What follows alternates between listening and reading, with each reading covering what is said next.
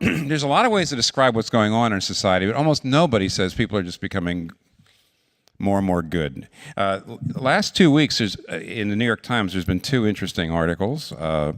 One last week was entitled "Web Trolls Winning as Incivility Grows."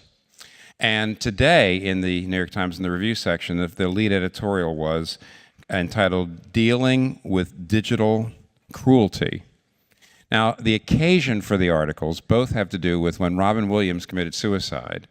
His daughter's social media sites were bombarded with gruesome pictures, and she just said, "I'm off Twitter."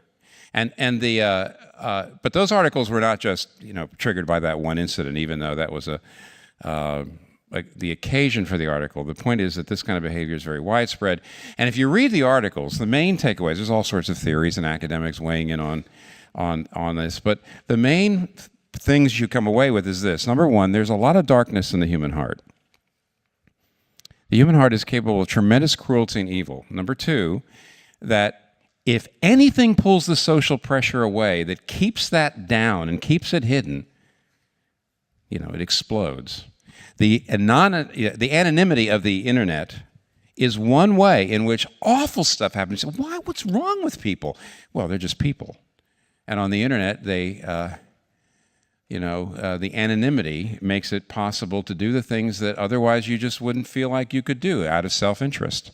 And another, by the way, example of that is the great novel by William Golding, Lord of the Flies. I don't know if any of you ever read that or saw the old movie, the old black and white movie, but it's what happens when a group of very, very, very civilized English schoolboys are shipwrecked on an island, and there, where all the social pressure of civilization is off, the natural human nature, the will to power, the capacity for cruelty comes out. No wonder C.S. Lewis says what human beings need is not improvement, they need redemption. We don't need to become nicer people, we need to become new people. Now, when the Bible talks about goodness, when the word good is used, including here in this famous text, it means something like that, much more radical than what the English word good usually denotes, which is some kind of bland niceness. So I'm not going to be spending I'm not going to be talking about goodness till near the end of this sermon, because I want to show you that if you want to understand what the Bible means by good, you have to first ask an extremely important question, and in the course of answering that question, finally you come to see what is good. This famous passage out of the Old Testament book of Micah starts with a question. It poses a question. According to the Bible, the greatest question anybody can ask, the most important question you can pose. And there's a great question, and then that's in the very beginning, and then after that, there's two wrong answers, and after that, there's the right answer. So let's break the passage down and move through it like this. The great question, the wrong answers to the question, and the right answers. First, the great question. What's the great question? Verse 6, the first half of verse 6. With what shall I come before the Lord and bow down before the exalted God? With what shall I come before the Lord? Now, to come before God, or anyone, in Semitic terminology, meant to stand in relationship to them. To come before someone means I'm in a relationship with you. But Micah says, what shall I do to stand before the exalted God? That's the question. How can I have a relationship with a transcendent, exalted God? How can I come into his presence? How can I know him? All ancient cultures believed that behind the immensities of the natural universe was an even greater immensity, the ultimate mystery, a divine, transcendent, ultimate, absolute power. That behind the natural universe, there was a transcendent, absolute, divine power. And all ancient cultures believed that we were small before that power, that there was that God is eternal and we're mortal. He has shown you, O mortal. God's eternal and we're mortal. God is immense and we're small. God is infinite and we're finite. God is pure and holy and we are flawed. God can see the end from the beginning. He can see all things in time and space. We can only see a little bit. And therefore, all ancient cultures believed that there was a transcendent divine power behind the universe and that it was huge and we were small and there was a gap between us. There was a chasm between us. That's the reason why all ancient cultures had temples. Why? Because nobody believed you could just connect to the divine transcendence. You could just talk to the divine transcendence. There was a gap. There was a chasm. And the distance had to be mediated by priests and sacrifices and rituals and things like that. Nobody thought you could just snap a finger and talk and somehow you would have a connection with the great transcendent. No, there's this gap and we have to bridge the gap somehow. Now, we today are the first culture in the history of the world to completely lose a sense of that distance between us and the transcendent God. We've completely lost the idea of a distance, that there's some kind of gap. Most people in America, for example, believe in God. There's only 2.4% of the population say they're atheists. Only another 3.something% say they're agnostic. So a little over 5% of the population say they don't believe in God, and 95% do. And yet, sociologists have studied, especially the religious views of younger Americans, and it's overwhelmingly obvious when you read the studies that the idea of a transcendent God, of an inscrutable God, of a God to whom we owe everything and he owes us nothing, a God who's infinitely holy and sovereign and has the right to do with us as he pleases, that God is not in the concept of the average American. We believe in God, the sociologists say, but the idea of there being a gap, the idea of there being, that God is transcendent, there's a chasm, that something has to bridge that distance and mediate that distance, that's out of there. Because when everybody says they believe in God, they believe in a spirit of love, they believe in a God they can just talk to anytime and God helps them. Now, the ancients would have looked at modern people's understanding of God and they would have said, you're crazy. And you're also being logically inconsistent. Think about this. Do you believe that there is a God who created the world? The average American would say, yeah. Do you believe God created the world? Yes. Well, look at that world. Look at the oceans and the mountains, and look at the overwhelming fire at the heart of the planet. And look at the stars, and look at the infinite number of galaxies. Look at the immensities and infinities of all the universe. If there's a God who created that and sustains that every second, is that the kind of person you can just talk to? You can just go into a little bit of meditation? Is this the kind of God that somehow owes you to let your life go well?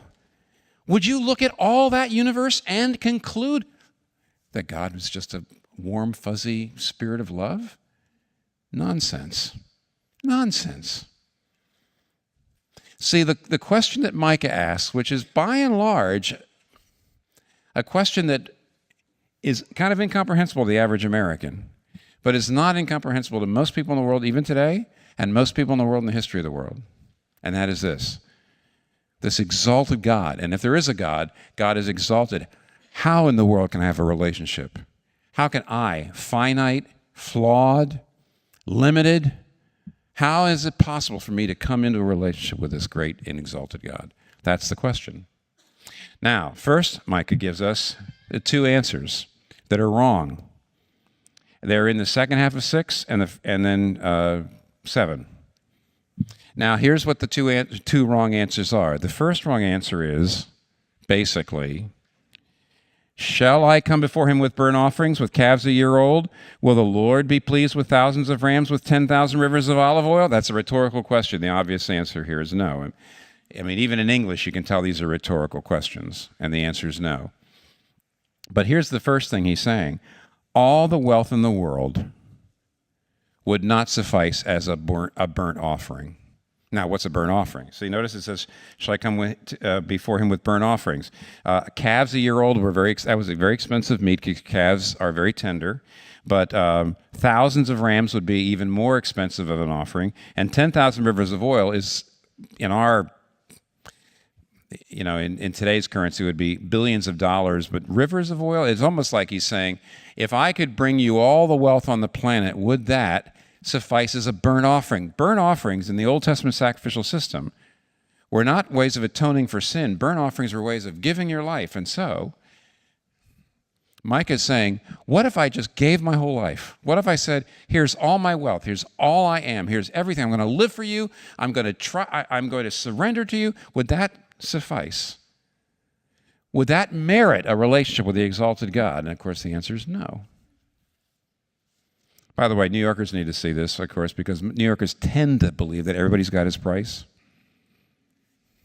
that everybody can be bought. And Mike is saying, not God. Okay, then he moves on and asks what seems like a really outrageous question. Shall I offer my firstborn for my transgression, the fruit of my body for the sin of my soul? Now here he's not talking about a burnt offering. It's very clear. This is a sin offering. And in the Old Testament sacrificial system, when you sinned, when you did something wrong, you brought a sin offering in order to atone. Now, if you've ever wronged somebody and you feel tremendously guilty about it, what do? You go and you say, is there anything I could do to put this right? Is there anything I can do to atone, basically, for what I've done?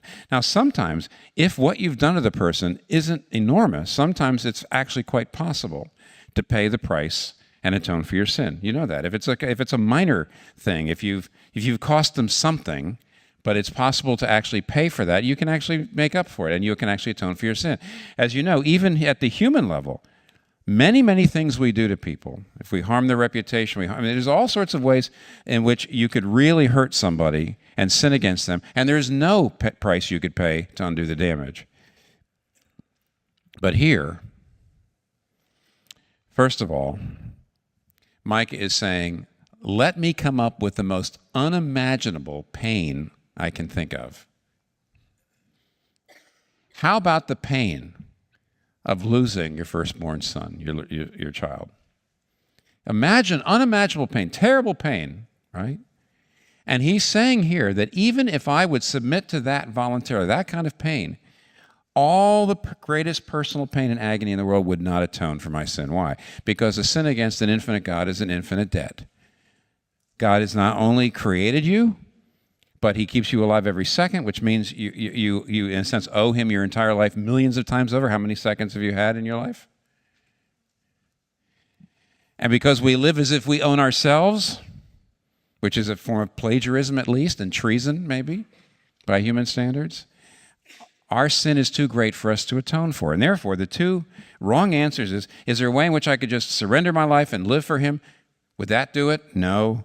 It's all the wealth in the world wouldn't serve as a burnt offering. Is there any kind of pain I could inflict on myself in order to atone for my sin against God? No, all the personal pain and agony in the world would not atone for the sin.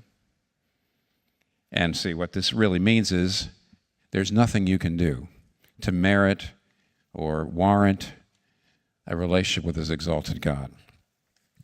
I think it's actually something that the average person still doesn't believe. The average person says, well, some of the sociologists have said that when they study what young Americans believe about religion, most of them say that if I live a good life according to my own standards and God sees that I'm trying my very hardest, then I really believe that God will answer my prayers and he will love me and he will help me and all that sort of thing. So they don't believe this. Micah says, no, it doesn't work. You don't understand how big God is, and you don't understand how flawed you are. So we still have the question, how can we come before, and have a relationship with this exalted God? Now, here's the right answer. It's in verse 8, but, and some of you are saying, I can't believe you got to the third point so soon. I know you, and I time you, and this is really early to come to the third of 3 points. It's a long point, dears. It's a long point. Because if you're going to understand verse 8, which is one of the most famous verses in the Bible, he has shown you, O mortal, what is good. What does the Lord require of you? To act justly, to love mercy, and to walk humbly with your God. I went to Bucknell University. That was on the back. That was inscribed in these huge letters on the back of the Rook Chapel when you first went onto the campus. I saw it every day practically. What does the Lord require of you? Just to act justly and to love mercy and to walk humbly with your God. And as it is, up there on the back of the Rook Chapel at my university, sort of contextless, just stuck up there with not knowing anything else about the Bible. You know what it looks like? It's saying, hey, you don't have to be religious. You don't have to do all these offerings and things like that. You just try your best to live a good life and to, be merciful and maybe pray and walk humbly with your God. Contextless means everybody has to decide what God you believe in. You have your God, I have my God. Just walk humbly with your God. That's the reason why it was up on the back of the chapel. Because taken out of context, the verse just says, you figure out what you think about God and what you think is right and wrong, and you live according with that, and that's all that's necessary. Now, have you ever had anything that you said taken out of context? You know how infuriating it is? Right? Okay. If you said something and then they say, well, you said, well, yeah, I know, but I also always say this. Or if you read the rest of the paragraph, if you take that out of context, you're twisting the words. If you need to put it into context, you say, to understand the true sense of what I mean. It's very upsetting. Well, I think it's very unfair to do this. Let's take a look at the context of this verse, and then we'll go and look at the text itself. Why? The context tells us how to get this relationship with God. The text tells us how to conduct this relationship with God. Now, what do we mean by the context? Well, look at the rest of the Old Testament. Micah is an Old Testament prophet. And if you think, well, all this is saying is you don't need to do all these sacrifices and all these religious observances, you just try your best to live in the way that you think is right. First of all, that's denying one of the main messages of the entire Old Testament, which is that you do need atonement for sin. It's not enough just to try to live a good life. That famous verse in Isaiah, the prophet says, all of your righteousness, your very best deeds are like a filthy rag before God. And when God brought the people of Israel together at Mount Sinai, you remember what he did? He says, you're my people now. He brought them out of Egypt. He delivered them with his mighty hand. He saved them. He brings them to Mount Sinai. He says, I'm now going to constitute you to be my people. And he says, I'm going to give you two things. Remember what they were? The 10 Commandments, the law of God, here's how you should live, and the tabernacle and all the sacrifices. You know why? The 10 Commandments was the way in which God wanted them to live. God says, I want you to live this way. Well, then why did he give them the tabernacle? Because he knew they wouldn't live that way. They knew that no one is going to love God with all his heart, soul, strength, and mind and love his neighbor as himself. And therefore, there needs to be atonement for this sin. So you can't read verse 8 as really saying that you don't need atonement for your sin. Verses 6 and 7 is simply saying you can't do the atonement. You can't do the atonement, but the atonement has got to be there. You can't just simply say, well, I'm going to try my best. No. So that's first context, is the Old Testament says there must be sacrifice for sin. There has to be atonement. The other thing, second thing, if you go to the New Testament, what verse 8, it says, do justly, love mercy, and walk humbly with your God. That's the Old Testament version of the two great commandments. In the New Testament, Jesus is always saying, I can summarize the whole law in two great commandments. It all boils down to this. Love God, walk humbly with your God, and love your neighbor as yourself. Do justly and love mercy. But in the New Testament, whenever Jesus brings up the two great commandments, he never does it in order to say, see, just try your best, and that'll be fine. When he talks to the rich young ruler in Mark chapter 10, when he talks to the lawyer in Luke chapter 10, these are people who think they're pretty good. I'm pretty good. I'm fine with God, don't you? And Jesus wants to show them that they need grace, they need mercy, they need forgiveness. And so what does he do? He says, well, what does the law require? Love the Lord your God with all your heart, soul, strength, and mind. Love your neighbor as yourself. And Jesus always gets those two things out to show you that you are not fulfilling the law. Yes, that is what the Lord requires. Those two things. The Lord requires that. And if you think you come even close to fulfilling those requirements, you don't understand. The early 18th century British movement that eventually became the Methodists, Charles Wesley, John Wesley, George Whitefield, the Methodist movement In the very beginning, the young men who were the leaders of that movement were really trying very, very hard to live according to the law of God, and especially to the law of, see, when you read the Ten Commandments, it tends to focus on behavior. Don't kill, don't steal, that sort of thing.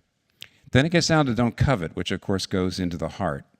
And when Jesus actually sums up the commandments, he doesn't just say, live this in this way. Of course you're not supposed to kill, you're not supposed to steal, you're not supposed to commit adultery. But what he's actually saying is, I want you to love God. I want you to love God so much that you'll never covet. I want you to love your neighbor so much that you love them as if they were you. And when you begin to think out the implications of what those commandments are, you see, yes, that's what God requires, but there's no way that you can fulfill that requirement. Here's a set of questions that a couple of the early Methodists used to use at night to look back on their day to see whether they actually loved God with their whole heart and loved their neighbor as themselves. Now listen carefully.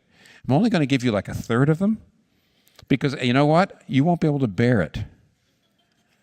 Now imagine thinking back on your day in a very specific way and asking these questions to yourself. Have I not only prayed today, but been fervent in prayer? Have I practiced God's presence at least every hour, speaking directly to him? Have I, before every deliberate action or conversation, considered how I might do it with God's glory in mind? Have I given thanks to God after every pleasure, any good thing I've experienced? Have I avoided proud thoughts, or have I avoided comparing myself to others? Have I always admitted when I was wrong swiftly and happily? Have I thought or spoken unkindly of anyone? Did you hear that? Have I thought or spoken unkindly of anyone? Have I sought to center each conversation on the other person's needs, or did I turn it always toward myself and my interests?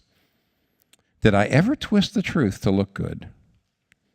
Have my words today been honest, few, wise and apt, calm and warm? Have I harbored lots of anxious thoughts, or have I cast them all on the Lord, completely trusting him? Have I wasted my time, or have I used it well for the benefit of those around me, or for my own spiritual, mental, or spiritual growth? So he broke off because they could bear it no longer. That's just the beginning of thinking specifically about what it would mean to love God with all your heart, soul, strength, and mind, and neighbors as yourself. That's what Mike is saying. That's all the Lord requires of you. That's also spelled out in the Sermon on the Mount. You've heard me say this before, but I'll say it again. Anybody who says, well, I'm not really a believer in God, I'm really not sure. I think what really matters is you live a good life.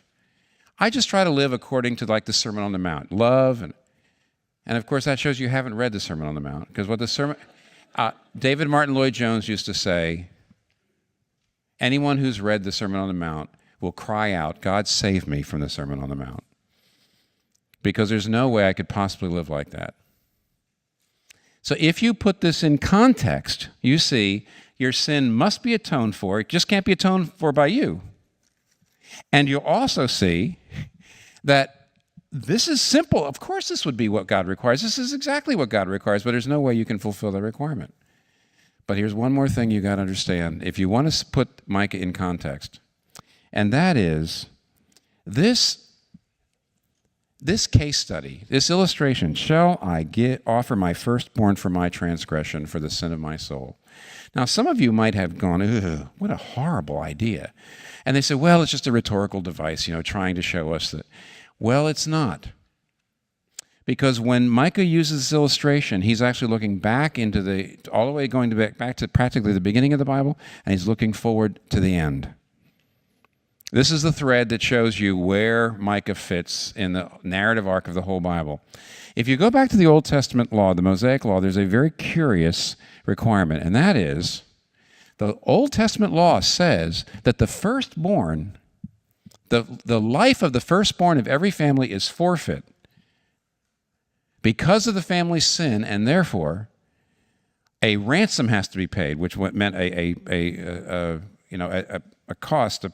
A payment had to be made to the tabernacle. Now, none of the firstborn died. What in the world does that mean? that the life of the firstborn is forfeit in every family, and only if the life of the firstborn is ransomed, a sacrifice is made, can his life be spared. Now, here's what we don't understand because we are individualists. But that's right, I told you this is going to be a long point. Because I'm trying to help you understand the context of this passage. We are an individualistic society. The idea that the firstborn son got all the inheritance in old times seems very inequitable. And of course, maybe it was. But don't forget, this is before we had money. You didn't really have money. I mean, you did have shekels and things like that, but by and large, things weren't liquid. The assets of a family was the land and the buildings and the livestock and that kind of thing. And the only way that a family could maintain its position in society, whatever position that was, is if you didn't divide that up amongst the children. In other words, the firstborn son became the head of the estate and, of course, cared for all the siblings, etc. And therefore, in a certain sense, the firstborn son represented the hope of the family. And when it said the life of the firstborn son is forfeit, you have got to pay a ransom, that was God's way of saying, you all deserve to die for your sins. The wages of sin is death. Because of your sins, you all deserve to die. And the firstborn son, of course, in a sense, was the federal head, the representative of the family. And therefore, you all deserve to die, but I will accept a ransom, I will accept a sacrifice. See, sin is atoned for. It was a symbol for the fact that wages of sin is death. And this is the reason why one of the most famous stories of the Bible happened the way it did. When God came to Abraham and said, take your son Isaac, your only son whom you love, and go up on the mountain and offer him there as a sacrifice.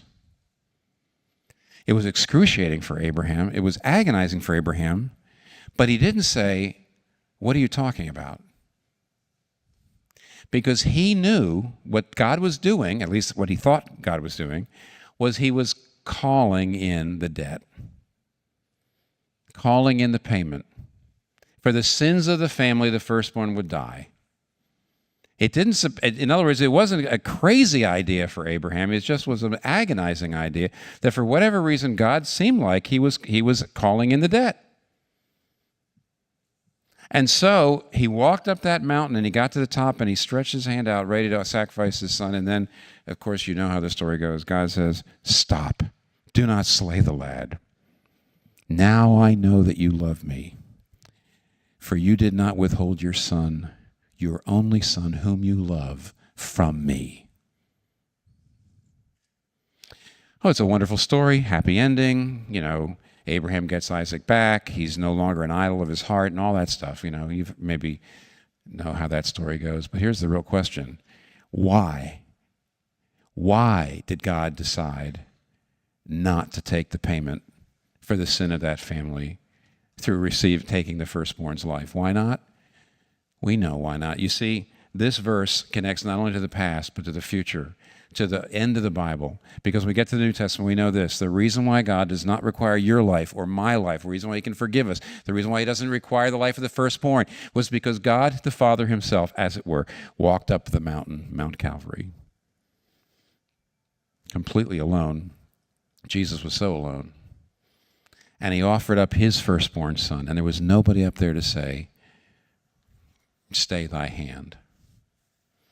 And Jesus Christ died on the cross, God's firstborn for us, atoning for our sins, the atonement that couldn't be done any other way.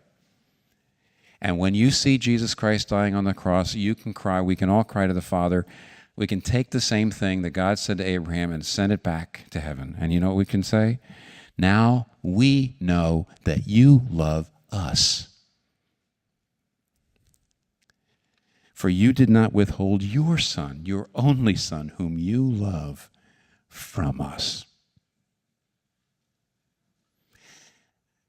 Only when you connect this passage to the beginning of the Bible, the Old Testament, and all that stuff about the ransom of the firstborn and Abraham and Isaac, to the end of the Bible where Jesus Christ is God offers his own firstborn son so that we do not have to die, can you know how to have a relationship with God?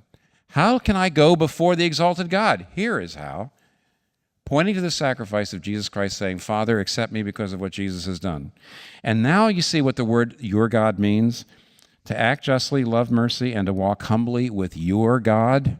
It doesn't mean what the average person walking by, seeing Rook Chapel up there at Bucknell University for all these years, they say, see, you have your God, I have my God. Oh no. When God spoke out of the burning bush, when God spoke out of the fire in the mountain, when God brought the children of Israel together at Mount Sinai, here's what he said, because I have already saved you by grace. Notice, he didn't give them the law and then save them.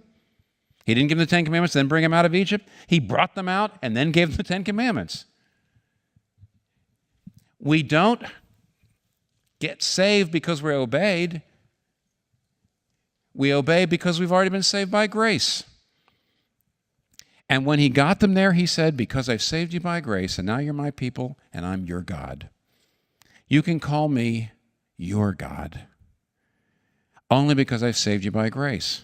See, this term, your God, means you're in a covenant with God by grace alone. And if you are in a covenant with God by grace alone, here's three things and we're done. Here's what a relationship looks like. If you understand that you're a sinner saved by grace and you now can go into the presence of the exalted God by grace.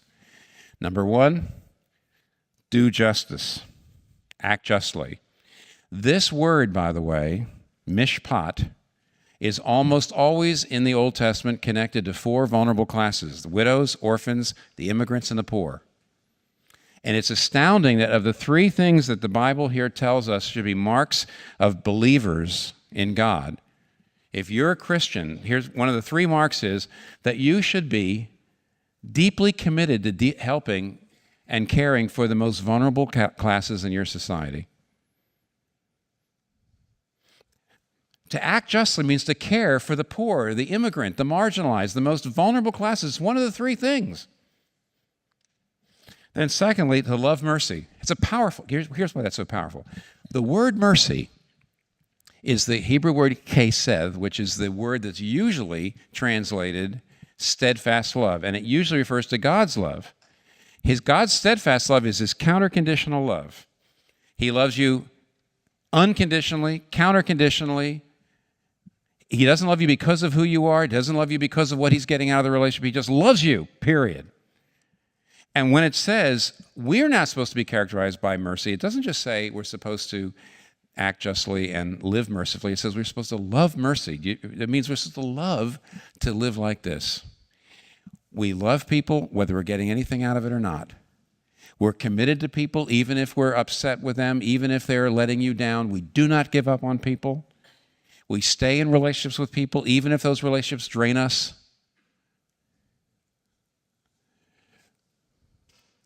So it's to act justly, love mercy, and walk humbly with your God. What does it mean to walk?